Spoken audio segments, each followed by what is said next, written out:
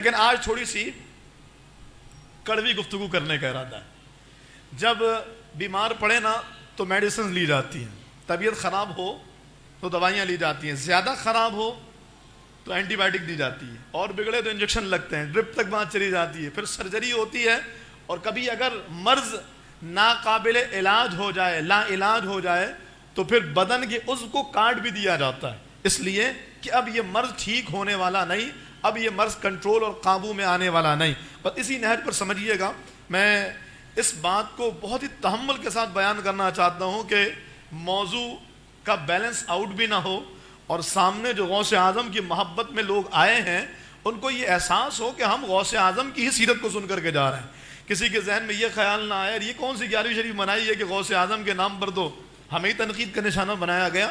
ہم صرف اصلاح چاہتے ہیں، اور اس پروڈکشن کے ذریعے بھی یہ پیغام دینا چاہتے ہیں کہ دراصل 11ویں کا پیغام اور 11ویں کا حسن یہی ہے کہ 11ویں والے پیر کے نام پر بلا کر ان کی تعلیمات سے روشناس کرایا جائے۔ میں نے یہ بات اپنی 5 روزہ نشست میں آپ کے سامنے کہی تھی۔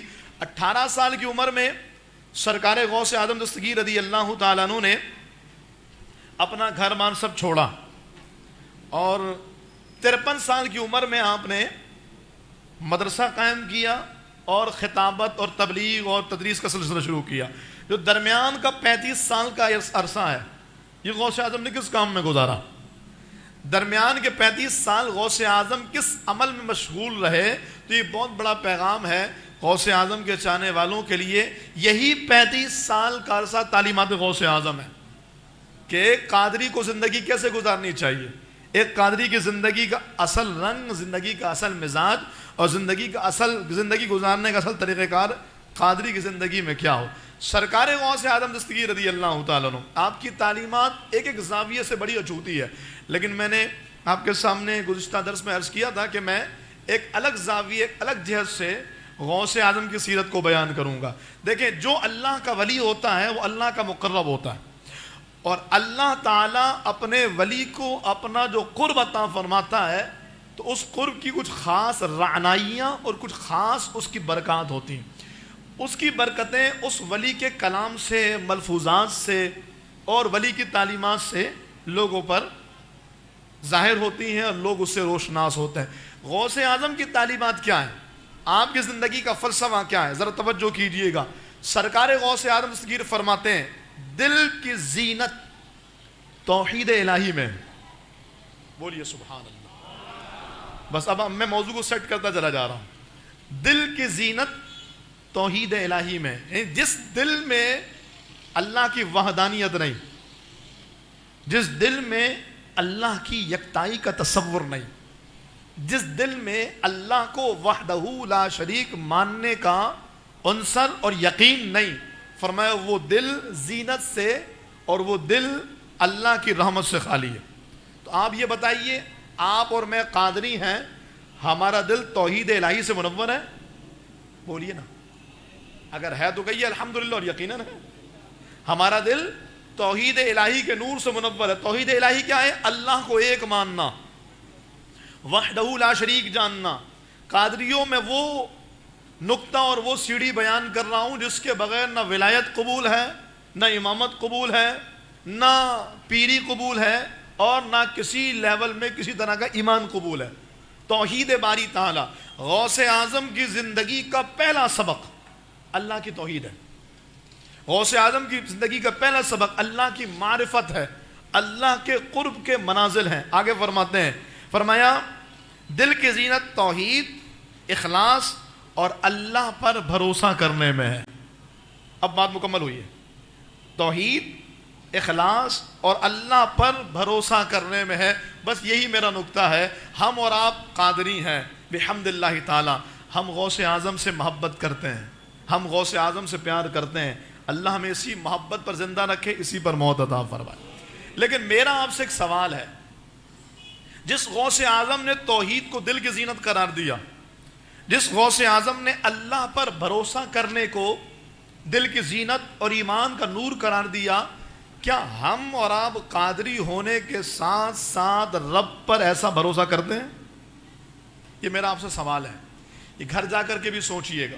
آپ کا جواب اگر انکار میں ہے تو پھر تو قادریت پر سوال ہے، اور اگر آپ کا جواب اس بات میں ہے کہ بالکل ہم دل کو غوث اعظم کی تعلیمات کی روشنی میں اللہ کی توحید سے، اخلاص سے اور اللہ پر توکل، اللہ کی ذات پر بھروسہ کرنے سے معمور کرتے ہیں، تو پھر میرے چند سوالات ہیں آپ سے. جو کہتا ہے کہ جی ہم ایسے ہی کرتے ہیں، تو میرے چند سوالات ہیں ان لوگوں سے جو کہتے ہیں کہ ہم ایسے ہی کرتے ہیں.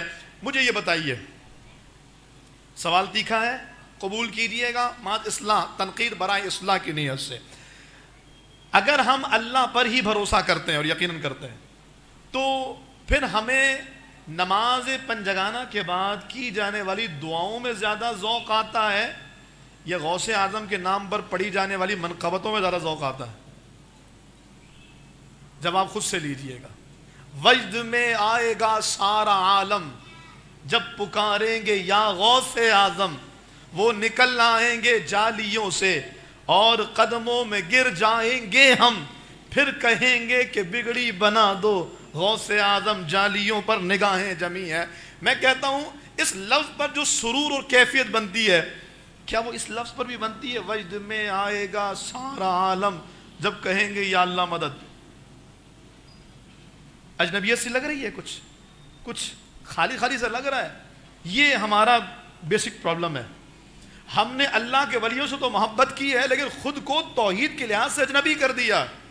بہت توجہ کے ساتھ میں اللہ سے دعا بھی کرتا ہوں، اللہ غوث اعظم کے صدقے مجھے اس موضوع کا حق ادا کرنے کی توفیق دے، کہ کہیں ایسا نہ ہو میں پھسلوں، سامنے والا پھسلے. لیکن اللہ پاک مجھے حق ادا کرنے کی توفیق دے. میرا سوال یہ ہے، ہم نے کتنے سارے حاجت روا بنا لی ہے، یہ بھی مشکل کشاں، یہ بھی حاجت روا، یہ بھی حاجت روا، یہ بھی حاجت روا. یہ ہمارا ایمان ہے. اللہ کے ولی اللہ کی عطا سے مدد فرماتے ہیں. ہمارے پاس قرآن و حدیث سے استمداد اہل اللہ پر کئی طرح کے دلائل موجود ہیں. لیکن میرا سوال یہ ہے کہ اللہ کے ولی مدد کر سکتے ہیں؟ اللہ کے ولی مدد اور اللہ مدد، بولیے بات مکمل. اگر بات سمجھ، اگر آپ کرامتیں سننے آئے ہیں تو چلے میں کرامتیں سنا دیتا ہوں. پھر میں شروع کروں، ختم آپ کیجئے. 18 سال کی عمر میں کیا ہوا تھا بھائی؟ پورے ڈاکوؤں کا قبیلہ طائب ہو گیا تھا. والد صاحب ایک سیب کو معاف کروانے کے لیے کہاں گئے تھے؟ وہ پوری داستان آپ سنا دیں گے. سرکار غوث اعظم نے مرغا تناول فرمانے کے بعد کیا کیا تھا؟ مرغا زندہ کر دیا تھا. ایک وقت میں 70 مریدوں کیا چلے گئے تھے، مردے کو قبر پہ ٹھوکر مار کے کہا قم باذن اللہ، مردہ کھڑا ہو گیا. سبحان اللہ. اگر یہی کرامتیں سننی ہے تو مجھے بہت ساری یاد ہے. لیکن اگر تعلیمات غوث اعظم سننا ہے، ہم کرامتوں پر یقین رکھنے والے، پچھلی 4 نشستوں میں نے ہم کرامتوں پر ہی بیان کیا، لیکن ہم کرامتوں پر یقین رکھنے والے، تعلیمات کو چھوڑنے والے نہیں ہیں. میرا سوال یہ ہے، اللہ کے ولی مدد کرنے پر قادر ہیں، اللہ کے ولی مدد کر سکتے ہیں اور اللہ مدد کرتا ہے. تو آپ مجھے بتائیے، یا رسول اللہ کہنا بالکل ایمان کا حصہ. ہم بڑھتے چلے گئے آگے. اب ٹھوکر لگی، ہم نے کہا یا غوث مدد نہیں. اب آگے ٹھوکر لگی، یا مرشد. بڑھتے چلے گئے آگے. پیر مدد کرنے پر قادر اللہ کی عطا سے، غوث مدد کرنے پر قادر اللہ کی عطا سے، رسول مدد کرنے پر قادر اللہ کی عطا سے. اللہ مدد کرنے پر قادر کس کی عطا سے؟ بولیے. اس کی ذاتی مدد ہے. ولی اس وقت مدد کرے گا جب اللہ چاہے گا. اللہ کا پیارا اس وقت مدد کرے گا جب اللہ چاہے گا. لیکن اللہ اپنی مرضی سے مدد کرنے پر قادر ہے. سمجھیے گا، اللہ والوں کی بارگاہ میں استمداد، استغاثہ بالکل جائز ہے. کوئی میری بات سے دوسرا معنی نہ لے. ہم الحمدللہ اس بات کا عقیدہ رکھنے والے ہیں کہ اللہ تعالیٰ کے حبیب علیہ السلام نے فرمایا، اپنی حاجتیں لے کر میری امت کے خوش چہروں کے پاس جاؤ، ان کے دامن میں رحمت ملے گی، دعائیں قبول ہوں گی. لیکن میرا سوال یہ ہے کہ مجھے پریشانی آئی، میں نے کہا فلاں مزار پہ جاؤ، مسئلہ حل ہو جائے گا. جانا بالکل جائز، جانا بالکل. لیکن کبھی یہ بات کیوں نہیں آئی دل میں کہ یار میری پریشانی آئی، 2 رکعت نماز پڑھو حل ہو جائے گی؟ یار فلاں مسئلہ ہے، مسجد میں تو جاؤ، تہجد تو پڑھو یار. بخاری میں 360 365 دن تہجد کی باجماعت نماز ہوتی ہے. آؤ باجماعت نماز تہجد پڑھو، مسئلہ حل ہو جائے گا. وہ لوگ کہ جو اپنی پریشانیوں کے دور کرنے کے لیے مزار پر چادر چڑھانے کی مدد مانگتے ہیں، حالانکہ یہ ہم 1000 بار کہہ چکے. امام اہل سنت کا واضح فتویٰ ہے مزار شریف پر چادر چڑھانا اس وقت جائز ہے جب ایک چادر بوسیدہ ہو جائے پھر دوسری چادر چڑھائی جائے. لیکن اب مزارات پہ حال کیا ہے؟ چادروں کے انبار ہیں. پھر کوئی کہے کہ مزار شریف پر چادر نہ چڑھاؤ تو کہتے ہیں یہ تو بد مذہب ہو گیا. ہاں یہ آج کل فلاں کے ساتھ رہ رہا ہے. بھائی جو دین ہے وہ بیان کر رہے ہیں, جو توحید ہے وہ بیان کر رہے ہیں, جو اللہ اس کے رسول کے دین کی تعلیمات ہے وہ بیان کر رہے ہیں. منت ماری میرا کام ہو جائے مزار پہ چادر چڑھاؤں گا, یہ منت کیوں نہیں مانتے میرا کام ہو جائے تو میں باجماعت نمازیں پڑھوں گا. ہماری محفلوں کا مزاج دیکھ لیجئے. ہماری محفلوں میں 1 منٹ کی تلاوت, 2 منٹ کی حمد, اور اس کے بعد 4 گھنٹے لہک لہک کر نعت خوانی اور منقبت. نعت خوانی اس کے رسول بڑھانے کا ذریعہ ہے, اولیاء کی منقبت محبت اولیاء کا تقاضا ہے. لیکن وہ کیفیت جو منقبت اولیاء میں آتی ہے حمد باری تعالیٰ میں کیوں نہیں آتی؟ وہ ذوق جو یا غوث کہنے میں آتا ہے یا اللہ کہنے میں کیوں نہیں آتا؟ وہ کیفیت جو یا مرشد کہنے میں آتی ہے یا اللہ مدد کہنے میں کیوں نہیں آتی؟ بہت معذرت کے ساتھ آج انہی باتوں کی وجہ کر سیدھے سادھے نوجوان کو یہ دیکھو یار یہ بریلوی ہے نا یہ غیر اللہ سے مانگتے ہیں. حالانکہ کسی ایک کو بھی اٹھا کے پوچھئے یا غوث مدد کے پیچھے لاجک کیا ہے آپ کی؟ غوث سے مانگ رہے ہیں کہ اللہ سے؟ بولیے سارے. آپ کے پاس شاید اس میں نہ آئے لیکن آپ تیز بولیں گے تو ہو سکتا آ بھی جائے. کس سے مانگ رہے ہیں آپ؟ اللہ سے مانگ رہے ہیں. لیکن اس کو یہ بتایا جا رہا ہے کہ یہ تو مانگتے ہی اللہ غیر اللہ سے ہیں. انہوں نے غوث بنا لیا, پیر بنا لیا. دیکھو کبھی بریلویوں کے منہ سے سنا یا اللہ مدد؟ کیوں ایسا ہو گیا ہے؟ یا اللہ مدد تو ہمارا ایمان ہے, یا اللہ مدد تو ہماری پہچان ہے, یا اللہ مدد تو ہمارا تشخص ہے. ہاں یہ ٹھیک ہے کہ ہم اس بات کے قائل نہیں کہ یا اللہ مدد باقی سب شرک بدعت. ہم یہ کہتے ہیں یا اللہ مدد یا رسول اللہ مدد. صحابہ کرام نے بھی حضور کو استغاثہ کیا, جنگ یمامہ میں پکارا, مشکلات حل ہوئیں. لیکن میں یہ کہتا ہوں میرے دوستوں بزرگوں بہت معذرت کے ساتھ ہم نے اس ٹاپک, اس مقام, اس جگہ کو کیوں خالی چھوڑ دیا؟ اس جہت کو ہم نے کیوں خالی چھوڑ دیا کہ ہم نے اللہ والوں کی بارگاہ میں اتنا غلو کیا کہ اللہ کی ذات کا جو ایک رتبہ مقام تھا وہ بھی بہت معذرت کے ساتھ ہمارے دماغ میں دھندلا ہوتا چلا جا رہا ہے. نعرہ تکبیر پہ ہم کیا کہ ہماری کیفیت کیا ہوتی ہے؟ نعرہ رسالت پہ کیا ہوتی ہے؟ پھر نعرہ حیدری پہ کیا ہوتی ہے؟ جذبہ بڑھتا چلا جاتا ہے. ابھی تو میں نے بول دیا تو شاید ایسا نہ ہو, لیکن اگر میں بغیر بولے آپ سے نعرے لگواتا نا اور میں کہتا نعرہ تکبیر تو اللہ اکبر, نعرہ رسالت تو تھوڑی آواز بڑھی, نعرہ حیدری تو اور بڑی, اور کسی کے پیر صاحب کا نعرہ لگ گیا تو پھر تو مسجد گونجے گی. یہی ہوا مزار شریف پر بھی جا کر کے اللہ کے ولی کے مزار پر گئے. بھائی میرے گھر میں کوئی آئے تو میرے گھر میں آنے والا اگر دروازے سے چیخنا شروع کر دے, یہ بھی چھوڑیے, کبھی کبھار آپ کے دروازے پہ کوئی, آپ تو خیر فلیٹوں میں رہتے ہیں, ہمارے یہاں جو گراؤنڈ پر جو گھر بنے ہوئے ہیں وہاں ایسا ہوتا ہے کہ کوئی بندہ آئے اور بہت تیز تیز دروازے پہ چلانا شروع کر دے یا دستک دینا شروع کر دے یا کال بیل بجانا شروع کر دے, غصہ آ جاتا ہے. یار تمیز ہے کچھ, کوئی مینرز ہے؟ آ رہا ہوں بھائی, دروازہ توڑو گے کیا؟ تو ہم صرف نوک کرنے والے کے خلاف چیخ پاؤ ہو جاتے ہیں, اور وہ بندہ میرے گھر کے اندر آ کے چیخنا شروع کر دے, میری نعرے لگانا شروع کر دے, شاہ صاحب زندہ باد, آپ کے نعرے لگانا شروع کر دے. آپ کو اچھا لگے گا؟ بولیے نا. میں آپ سے تائید اس لیے چاہ رہا ہوں ایسا نہ ہو کہ میں ایسا کلام کر جاؤں جو سر کے اوپر سے پرواز کر جائے. یار 11ویں کا مزہ ہی نہیں آیا آج تو. میں نے کہا یہی تو 11ویں کا مزہ ہے کہ جب ابھی بیان کے بعد جب ذکر شروع ہو نا تو 11ویں والے پیر کے صدقے اللہ کے ذکر میں ایسا گمے کہ آج تک ذکر اللہ میں ایسا ذوق نہیں آیا ہو جیسا آج آ جائے. سرکار غوث پاک کی 11ویں کا مقصد تو یہی ہے, اللہ کے ولی کا ذکر کر کے اگر اللہ سے قریب نہ ہوئے تو پھر کیا فائدہ ہے ذکر کرنے کا؟ کہ جس ولی نے ساری زندگی اللہ کی توحید میں گزار دی ہے, جس ولی نے ساری زندگی اللہ کی یاد میں گزار دی ہے, ہمیں اس ولی کی محفل میں اللہ کی یاد ہی نہیں آتی.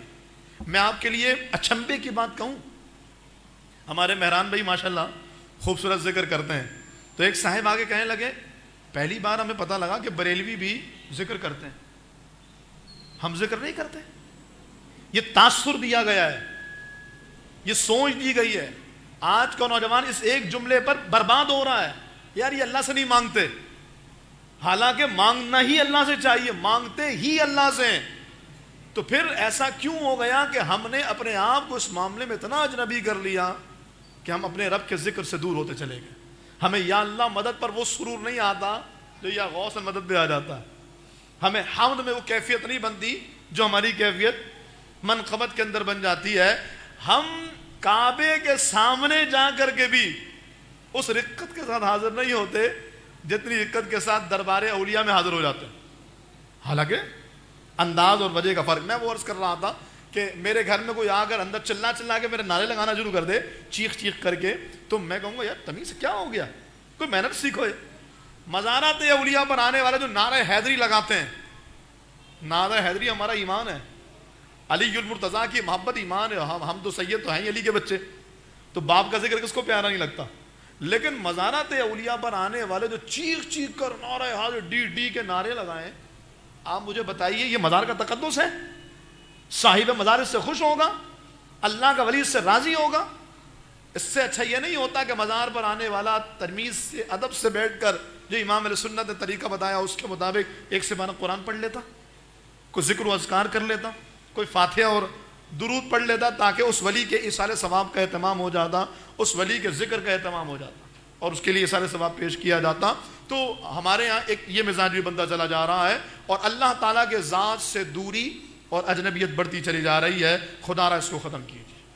اٹھتے بیٹھتے چلتے پھرتے رب کا نام زبان پر لے کر, وہ بڑی محبت کرتا ہے اپنے بندوں سے. خدا کی قسم میں اس بات پر بڑی تکلیف میں ہوتا ہوں. ہمارا ایمان درست, ہمارا عقیدہ درست, غیر اللہ سے استمداد درست, لیکن اگر ہماری سوچ کی وجہ کر کسی ایک بندے کے عقیدے کو برباد کر دیا گیا, ہم قیامت کے دن کیا جواب دیں گے؟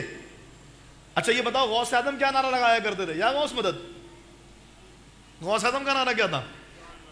ہر ولی کا نعرہ یا اللہ مدد, ہر غوث کا نعرہ یا اللہ مدد. تو ہم کیوں نہیں کہتے؟ اور پھر اللہ کے ولیوں سے محبت کا یہ مطلب تو نہیں ہے نا کہ ان کے نعرے اس طرح سے لگائے جائیں. بھائی اللہ کے ولیوں سے محبت کا مطلب یہ ہے اپنی دعاؤں میں بار بار ولیوں کا ذکر کرو. یا اللہ غوث کے صدقے میری پریشانی دور کر دے, یا اللہ میرے مرشد عبد القادر کے نام کے صدقے میری مشکلات دور فرما دے, یا اللہ میرے محبوب کی نالین کے صدقے میری پریشانیاں دور فرما دے. اللہ کے پیاروں کا وسیلہ پیش کیجیے, اللہ کے پیاروں کی اللہ کی بارگاہ میں یوں ان کی ذات کو پیش کیجئے کہ اللہ ان کے صدقے پریشانیاں دور فرما دے, مسائل حل فرما دے. بس میں اسی طرف آؤں کہ اجنبیت کو ختم کیجئے. پانچوں نمازوں کے بعد دعا مانگنے کی جو کیفیت ہے, میں نے اس مسجد میں دیکھا کئی بار بحمدہ تعالی یا نماز پڑھنے کا اتفاق ہوا اللہ کی وجہ سے, کئی بار بلکہ اکثر ہی ایسا ہوتا ہے اگلی ساری صفیں ایسی خالی ہو جاتی ہیں کہ جیسے لگتا ہے کہ یہاں پر نماز ہوئی نہیں ہے. حالانکہ میں نے دیکھا ہے امام صاحب کوئی بہت لمبی چوڑی دعا نہیں کراتے, فرض نماز کے بعد جس دعا کی قبولیت پر بشارتیں ہیں کہ قبول ہونی ہے, ہمیں اس دعا میں ذوق نہیں آتا, ہمیں منقبت میں بڑا مزہ آتا ہے, ہمیں منقبت میں بڑی کیفیت آتی ہے. منقبت کی کیفیت اپنی جگہ پر ہے, لیکن منقبت کے مقابلے میں اللہ کی بارگاہ میں دعا میں کیفیت نہیں بنتی. تو چیک کیجئے کہیں کوئی گڑبڑ ہو رہی ہے, چیک کیجئے کہیں کوئی مسئلہ پیدا ہو رہا ہے. ایسا تو نہیں کہیں ایمان پر کسی طرح کی کوئی زنگ, کوئی میل, کوئی گرد جم گیا ہے جس کی وجہ کر ایمان اللہ نہ کرے کمزور ہوتا چلا جا رہا ہے. اپنی دعا میں کیفیت بڑھائیے, اپنے رب سے اپنا قرب بڑھائیے. دیکھیے جو اللہ سے جتنا قریب ہوتا ہے نا وہ اتنا محفوظ رہتا ہے. اللہ کرے میری بات آپ کو سمجھ آ جائے. وہ سرکار دو عالم علیہ السلام نے فرمایا نا کہ جماعت کے ساتھ رہو, یعنی اہل سنت کے ساتھ. فرمایا کہ جب تک بکری ریوڑ میں رہتی ہے وہ محفوظ رہتی ہے, جیسی بکری ریوڑ سے الگ ہوتی ہے بھیڑیا حملہ کر دیتا ہے. تو اسی بات کے تحت اس بات کو سمجھیے گا, جو بندہ اپنے رب کے جتنا قریب ہوتا ہے محفوظ رہتا ہے, اپنے رب کے جتنا قرب میں رہتا ہے محفوظ. ایک مرتبہ جب شیطان نے یہ بات کہی نا, ایک پانی کی بوتل پہ لوگوں کا ایمان خریدتا ہوں, ایک پانی کی بوتل پہ لوگوں کے ایمان کا سودا کرتا ہوں, تو رسول اللہ صلی اللہ علیہ وسلم رونے لگے. جبریل امین آ گئے, عرض کیا رسول اللہ پریشان نہ ہو, جب شیطان پانی کی بوتل پر ایمان خریدتا ہے تو رب اپنی رحمت کے ذریعے اپنے بندوں کی مدد فرماتا ہے. لیکن مدد تو وہ فرمائے, وہ فرمانے پر قادر ہے, لیکن ہم بھی تو اس اجنبیت کو ختم کریں جو رب کے معاملے میں اجنبیت. ٹھوکر لگے تو زبان سے اللہ کی صدا تو آئے, ٹھوکر لگے تکلیف آئے تو اپنے رب کی بارگاہ میں التجا تو کریں. اللہ کے ولی مدد کرنے پر قادر ہیں، کر سکتے ہیں، لیکن اللہ تو مدد کرتا ہے. کیوں اس کی بارگاہ سے اجنبیت قائم ہوتی چلی جا رہی ہے؟ کیوں اللہ کی بارگاہ میں ہم ایسے اللہ کی بارگاہ سے دور ہوتے چلے جا رہے ہیں؟ اپنی نمازوں میں رکت بڑھائیے. کوئی پریشانی آئے قرآن کھول کے پڑھیے. رمضان شریف چلا گیا، 7 مہینے ہونے والے ہیں. میں آپ سب سے سوال کروں، اپنی بہنوں بیٹیوں سے بھی اور تمام سامعین حاضرین اور پروڈکشن کے ذریعے لائیو دیکھنے والوں سے، کتنے قرآن ختم کیا آپ لوگوں نے؟ کون ایسا ہے، کون ایسا جس نے ایک قرآن پاک بھی ختم کیا؟ ہاتھ اٹھوا لیے جائے نا تو گنتی کے چند ہاتھ ہوں گے. 7 مہینے گزر چکے ہیں بھائی، قرآن نہیں پڑھا ہم نے. لیکن اگر موبائل کے نوٹیفیکیشن چیک کرنے کی بات ہو، اگر کوئی پیر سامنے کوئی وظیفہ دے دیا ہے، کوئی چلہ دے دیا ہے، اس کو کرنا ہے کہ ایک مخصوص وقت میں اگربتی جلانی ہے، لوبان کی دھونی دینی ہے، اگر کسی بزرگ نے کوئی اور عمل بتایا ہم وہ کر رہے ہوں گے، قرآن نہیں پڑھ لیں. سب سے مجرب ترین عمل گھر میں برکتیں لانے کے لیے روزانہ قرآن کی تلاوت ہے. ہم نے چھوڑ دیا، ہم نے دوسرے راستے اختیار کر لیے، دوسرے طریقے اختیار کر لیے. جیسے میں نے آپ سے عرض کیا، جو بھی آتا ہے اسے کہو بھائی وہ کہتا ہے پریشانی بہت ہے، گھر میں تنگی بہت ہے، اسے کہو نماز پڑھ دے. نماز نہیں پڑھی جاتی، تعویذ دے دیجئے کوئی. جناب والا تعویذ کبھی مسئلہ حل نہیں کر سکتا اگر اللہ نہ چاہے تو. اللہ چاہے گا تو ہی مسئلہ حل ہوگا. تو جب اللہ چاہے گا تو ہی مسئلہ حل ہوگا تو نماز پڑھ کے کیوں نہیں حل کروا رہے؟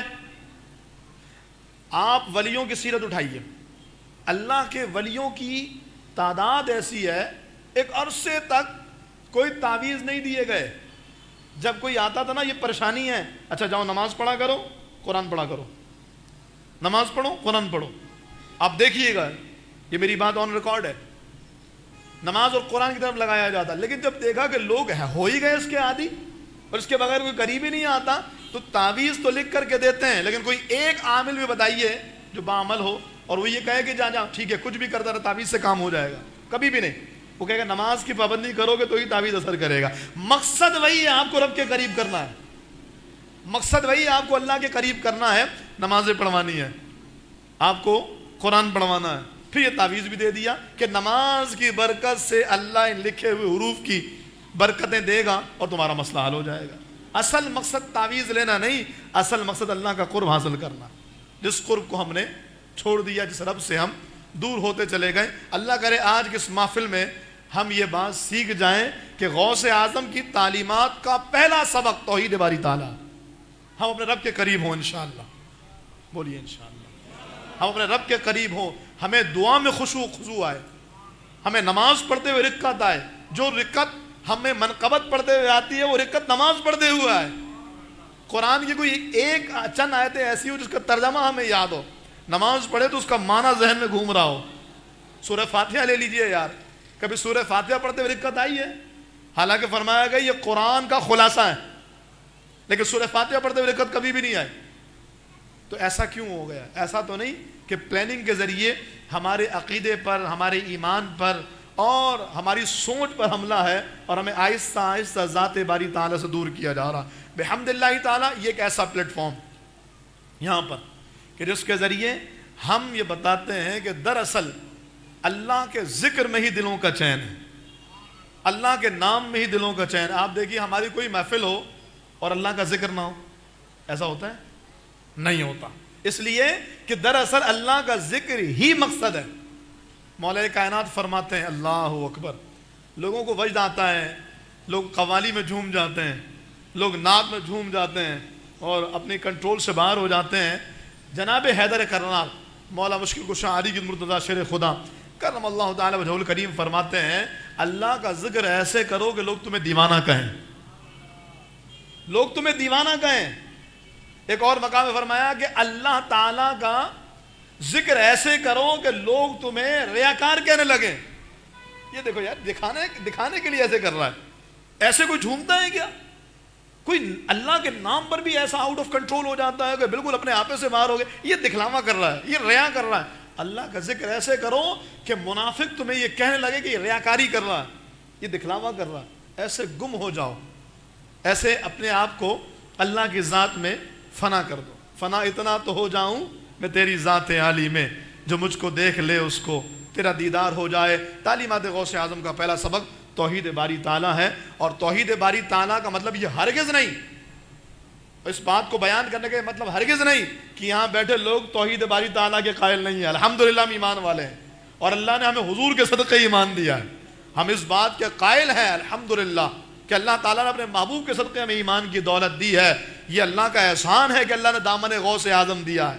جبھی تو آج بیٹھا کے ہم بتا رہے ہیں کہ دیکھو اس غوث اعظم کی زندگی کا حسین پہلو اللہ کی توحید پر عمل کرنا ہے.